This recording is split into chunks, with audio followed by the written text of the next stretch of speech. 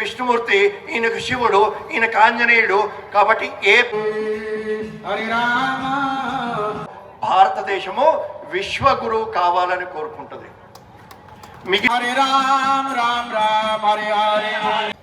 భగవంతుడి యొక్క దివ్యవాణి విన్నటువంటి ప్రవక్త పుట్టాడు. జయము జయము భరతమాత, జయము నీకు జగన్మాత అని పాటలు పాడుకుంటూ పూజించేటువంటి స్వేచ్ఛనిచ్చిన ఏకైక ధర్మం ప్రపంచంలో ఏది అంటే హిందుత్వం మాత్రమే. ఏ మతానికి చెందిన, ఏ దేశానికి చెందిన, ఏ ప్రాంతానికి హిందువుగా నేను పుట్టడం అంటే దీనికంటే అదృష్టం ఇంకోటి లేదు. ఏకైక భూమి ఈ భూమి మాత్రమే, ఏకైక భూమి ఈ భూమి మాత్రమే.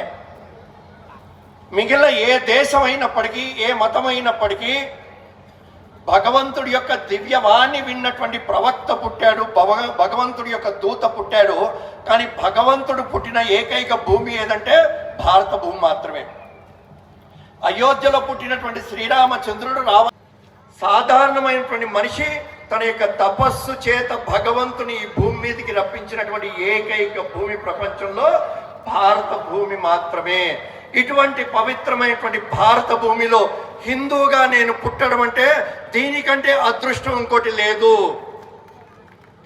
10 సంవత్సరాల క్రితము భారతరత్న వచ్చినటువంటి మదన మోహన మాలవీయ కాశీ హిందూ విశ్వవిద్యాలయాన్ని స్థాపించాడు కాశీ నగరంలో. చనిపోయేటువంటి చివరి రోజుల్లో మిత్రుడితో అంటాడు, నేను చనిపోయిన తర్వాత నా యొక్క అంత్యక్రియల్ని కాశీ నగరానికి బయట చేయమన్నాడు. మిత్రుడికి ఆశ్చర్యం వేసింది. ఎవరు గొప్ప అండి? వాళ్ళ అత్తగారు అక్కడ మంచం మీద కూర్చున్నారు. పాపకి జడ వేస్తుంది ఈవిడ. భర్త బయటికి వెళ్ళాడు, 10 నిమిషాల్లో వస్తాడు, కూర్చోండి అని చెప్పేసి ఈ ప్రశ్న వేసింది. నేను అడిగాను, ఏమ్మా వాళ్ళ కొడుకు గొప్పనా, నీ భర్త గొప్పనా, ఈ పాప వాళ్ళ తండ్రి గొప్పనా, ఈ ముగ్గురులో ఎవరు గొప్ప అని చెప్పేసి అడిగా. అదేంటండి మనిషి ఒక్కడే కదా అని చెప్పేసి అంది. అంతేనమ్మా, ఆవిడకి కొడుకు, నీకు తండ్రి భర్త, ఈ అమ్మాయికి తండ్రి. మనిషి ఒక్కడే, మధ్యలో ఉండేటువంటి బంధుత్వం మారిపోయింది. దేవుడు ఒక్కడే, ఈమెకు దుర్గమ్మ, ఈమెకు సరస్వతి, ఈయనకు విష్ణుమూర్తి, ఈయనకు శివుడు, ఈయనకు ఆంజనేయుడు. కాబట్టి ఏ పేరుతోనైనప్పటికీ, ఏ పద్ధతిలో అయినప్పటికీ పూజించేటువంటి స్వేచ్ఛనిచ్చిన ఏకైక ధర్మం ప్రపంచంలో ఏది అంటే హిందుత్వం మాత్రమే. మిగిలినటువంటి మతాల్లో దేవుడు అంటే పురుషుడండి, హీ గాడ్ అని. 700 కోట్ల మంది సర్వే జన సుఖినో భవంతు, ప్రతి ఒక్కరు కూడా సుఖంగా ఉండాలి. ఏ మతానికి చెందిన, ఏ దేశానికి చెందిన, ఏ ప్రాంతానికి చెందినప్పటికీ ప్రతి ఒక్కరు కూడా సుఖంగా ఉండాలని కోరుకునేటువంటి ఏకైక ధర్మం ప్రపంచంలో హిందుత్వం మాత్రమే. ఇటువంటి శ్రేష్టమైనటువంటి హిందూ ధర్మం పట్ల శ్రద్ధ కలగాలి. నేను హిందువుని అని గర్వంగా చెప్పుకోవాలి.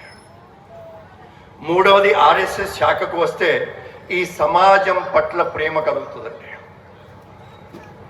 కాలికి ముళ్ళు కుచ్చుకుంది, శాఖకి వెళ్ళాను, హాస్టల్లో జరుగుతుంది.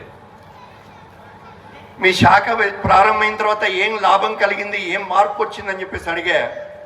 3rd ఇయర్ ఇంజనీరింగ్ స్టూడెంట్ చెప్పాడు, ఏమండి మేము ఇంతకుముందు ఆగస్టు 15 జనవరి 26కి జెండా వందనానికి వచ్చేవాళ్ళం కాదు, కానీ ఆర్ఎస్ఎస్ శాఖ వచ్చిన తర్వాత జయము జయము భరతమాత, జయము నీకు జగన్మాత అని పాటలు పాడుకుంటున్నాం. జై జై మాత భారత్ మాత అంటున్నాం, భారత్ మాతకి జై అంటున్నాము. కాబట్టి మొన్న ఆగస్టు 15 కనిపించింది, హాస్టల్లో పడుకోవడం కాదు, జెండా వందనంలో పాల్గొనాలి. అంతకుముందు శాఖకి రాకముందు ఆగస్టు 15 జనవరి 26 అంటే నేషనల్ హాలిడే, జాతీయ సెలవు దినం అనుకున్నాము. కానీ ఆర్ఎస్ఎస్కి వచ్చిన తర్వాత ఇది జాతీయ సెలవు దినం కాదు, జాతీయ పండగ, నేషనల్ ఫెస్టివల్ జరుపు. కూడా కలిసిమెలిసి ఉండాలి, మన ధర్మాన్ని రక్షించుకోవాలని చెప్పేసి చెప్తుంటారు. కానీ ఈ రోజున ప్రపంచంలో చూసినట్టయితే గత 2-3 సంవత్సరాలు వస్తున్నటువంటి యుద్ధాలని చూస్తుంటే మనకు అర్థమవుతుంటుంది. ప్రపంచంలో సూపర్ పవర్ కావాలని చెప్పేసి అమెరికా ఓ పక్కన, చైనా ఓ పక్కన, రష్యా ఓ పక్కన, మిగిలిన దేశాలని అనగదొక్కాలని చెప్పేసి, నాశనం చేయాలని చెప్పేసి, నా డాలరే పెద్దదవ్వాలని చెప్పేసి, నా డాలర్ యొక్క ప్రతి ఒక్కరు కూడా దాన్నే వాడాలని చెప్పేసి ప్రపంచంలో ఉండేటువంటి వనరులన్నీ కూడా, రిసోర్సెస్ అన్నీ కూడా నా చేతుల్లో ఉండాలని చెప్పేసి ఆ విధంగా గర్వంతో మదించినటువంటి దేశాలు ఒక పక్కనైతే, సూపర్ పవర్ కావాలని కోరుకునేటువంటిది అయితే, భారతదేశం మాత్రమే హిందుత్వం కారణంగా కోరుకునేది ఒకటే ఒకటి, సూపర్ పవర్ కావాలని కోరుకోదు. భారతదేశము విశ్వగురువు కావాలని కోరుకుంటుంది. మిగిలిన ఏ దేశం అయినప్పటికీ మిగిలిన దేశాలని అణగదొక్కి పైకి రావాలనుకుంటుంది.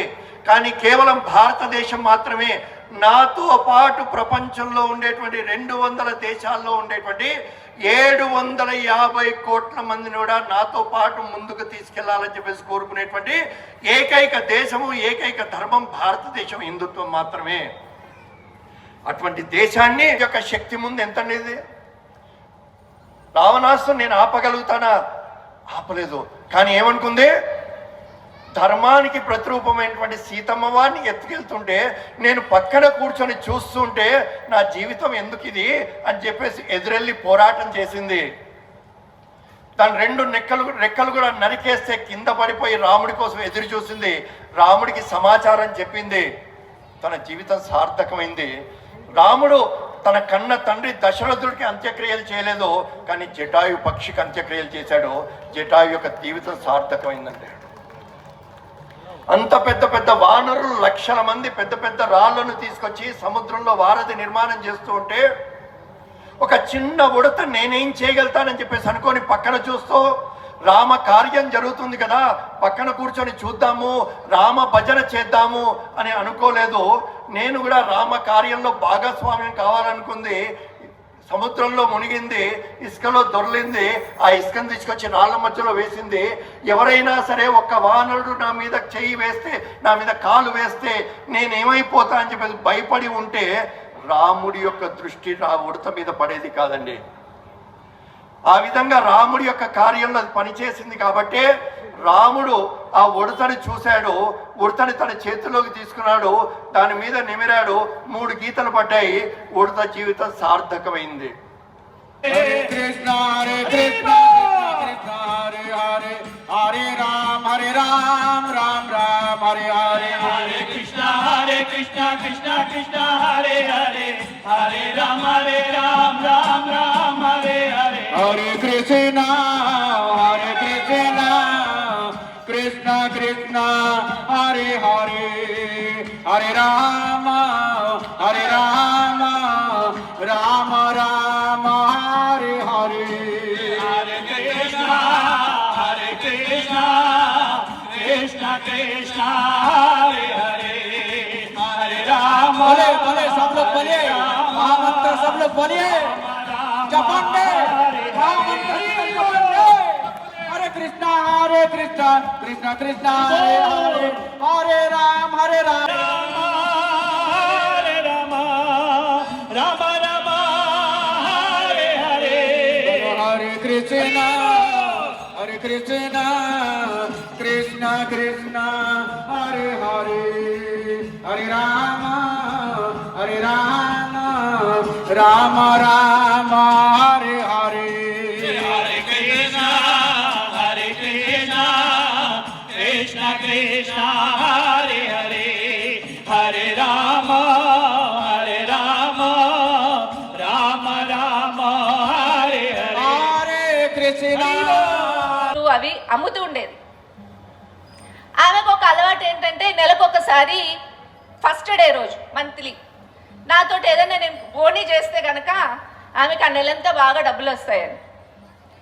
ఒకరోజు అట్లాగే ఫస్ట్ అయింది, నేను వెళ్ళి బోనీ చేయాలి, నాకు ఒంట్లో బాగాలేదు, జ్వరంగా ఉంది, మా అమ్మ ఏవి కొనుక్కొని తినద్దని చెప్పింది, కాబట్టి నేనేం కొనడానికి లేదు, లోపలే కూర్చుంటున్నా బయటికి వెళ్ళకుండా. మా అమ్మమ్మ గమనించింది, ఏమైందమ్మా నువ్వు ఇక్కడే కూర్చుంటున్నావు, బయటికి వెళ్ళట్లేదు ఏంటి అని. బయటికి వెళ్తే ఆ అమ్మాయి దగ్గర కొనాలి, ఆమెమో నా గురించి ఎదురు చూస్తుంది, అమ్మేమో వద్దన్నది. నేనేం చేయాలి? మా అమ్మమ్మ ఒక మాట చెప్పింది, ఆమె నీ దగ్గర కొనాలనుకుంటోంది, నువ్వు కొను, మీ అమ్మ నేను తినద్దన్నది, నువ్వు ఎవరికైనా పెట్టేయి. అంటే ఏంటి? దాని నుంచి ఆ వయసులో మేబీ నేను 4వ తరగతి చదువుతున్నానేమో, ఆ వయసులో నాకు అర్థమయ్యే విషయం ఏంటి,